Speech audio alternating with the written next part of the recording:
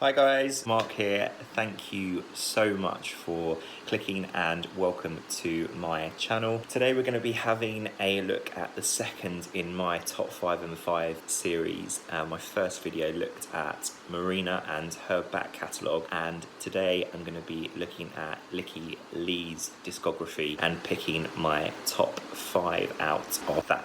If you enjoy these videos, please do subscribe and share. I'd really appreciate it. When I was putting together this video, I found it quite difficult because I tended to listen to Lykke Li's bodies of work as a whole, as opposed to on an individual track basis. So picking out 5 tracks is really difficult, and there are a number of tracks that I love but which haven't made the cut. So for example, from Wounded Rhymes there would be Jerome, Sadness is a Blessing, and I Follow Rivers, which haven't made the cut but which I really love and listen to regularly. Let's kick off with number 5 on the list, which is Gunshot from her 3rd studio album, I Never Learn. It's so brooding, the intro, it gets me every time. I think that has to be one of the most kind of brutal opening lyrics for a song. I'm longing for your poison like a cancer for its prey. The imagery, I love that little instrumental detail in the background on the chorus. I think the juxtaposition of the verses and the chorus as well. Verses are kind of so dark, kind of very gothic feel to them, very kind of contemplative but really pained vocal from her. And then the chorus hits, and it's like a massive release. It literally is like a gunshot. Snap decision in a relationship or whatever. Once it's done, the genie's out of the lamp.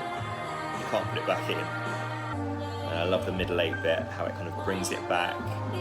Some people have described this album as like a kind of collection of stadium fillers. A real sense of it with this song. So we're going on to track number 4 now, which is from her first album, Youth Novels, and it's I'm Good, I'm Gone. I think it's probably her most commercial song, and I don't know whether it's her most successful song. To be honest, I only really got into her from Wounded Rhymes onwards, and so I've only gone back to Youth Novels in the last 6 months and listened to it for the first time. So I'm still really enjoying the track as if it's something new and fresh, because it's still got that vibe to it, even though it's, I don't know, it must be 10 years old or something like that. I'm Good, I'm Gone. I think at the time it came out, it must have been something so different. The piano as soon as it comes in, and then the percussion. Such a great introduction to the song. It gives the song space to breathe, and the vocal comes in and it's just so kind of attitude filled. And she flips it into head voice, which I love, but it's so kind of like percussive and staccato, both the music and her vocal delivery. And the chorus kind of just comes in, such a catchy chorus. I love that little flourish at the end of the chorus. Lots of strings going on, beautiful. I think thematically as well, such a great song for her to start her career out with, and then it completely switches it up on this bit. I think she's shown all the kind of naysayers that she's achieved what she set out to. Okay, so that was number 4, I'm Good, I'm Gone. As I say, I'm a bit late to the party and I've only just really got into it, but still absolutely love that track. Okay, so moving now from a much older track to a much newer track. At number 3, it's the title track from her most recent album, So Sad, So Sexy. I think critically, this album got the least favourable reviews of all 4 of them. And I think one of the reasons for that is that the critics said that it was over-stylized and over-engineered, and the lyrics weren't as on point as her previous albums. But I think what she was trying to achieve here was something very different to what she set out to achieve on I Never Learn. And personally, I loved it, and I saw it live with a couple of my friends, and when she performed this live, it was absolutely insane, the whole album. So yeah, at number 3, it's So Sad, So Sexy. I think this, at the beginning, it's so kind of stripped back, it's so bleak as well. The vocal, you can hear the pain in her voice.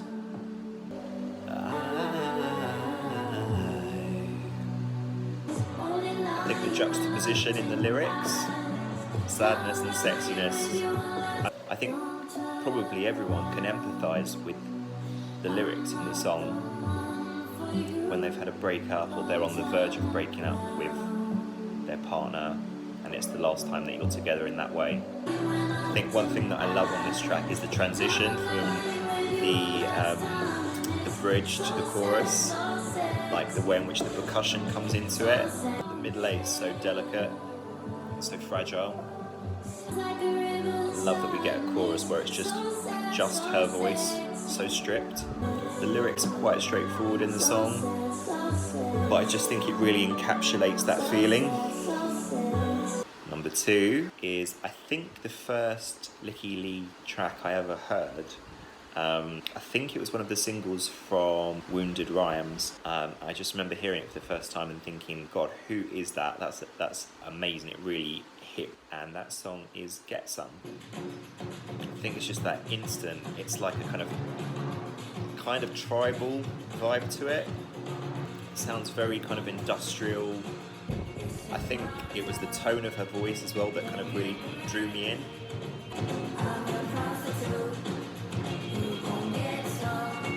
Great line. And then the chorus just goes mad.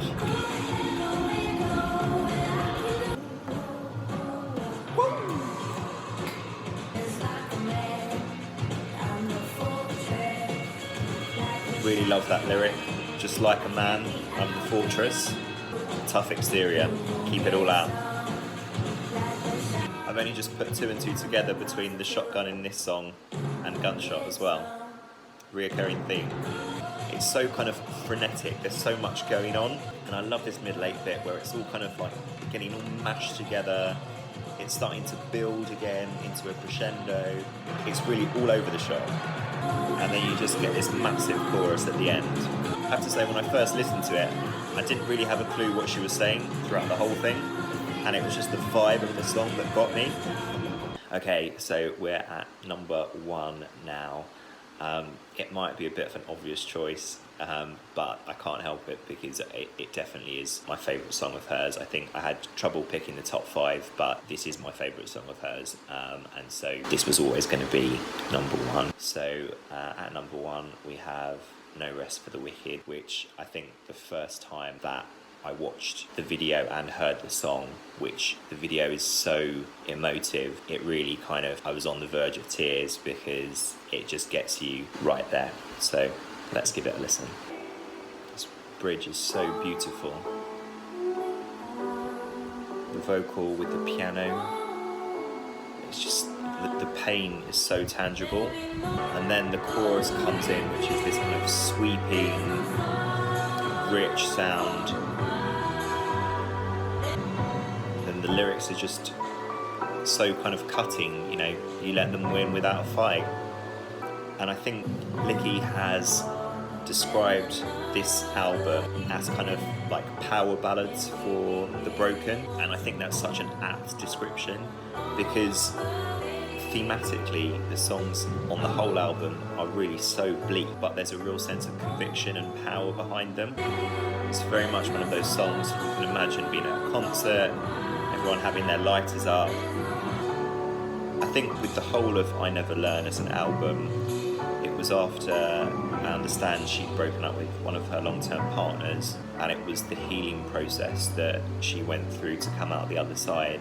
It's one of those albums that I just go back to time and time again, and it's just got such kind of means so much personally for me.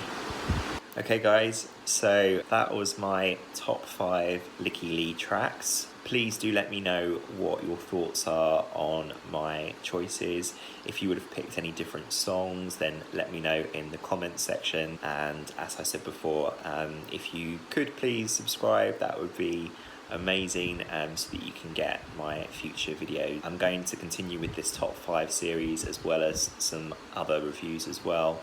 So there'll be lots of content coming out soon, so I hope that you check it out. Alright, that's all for now. Thanks very much, and I will see you for my next video.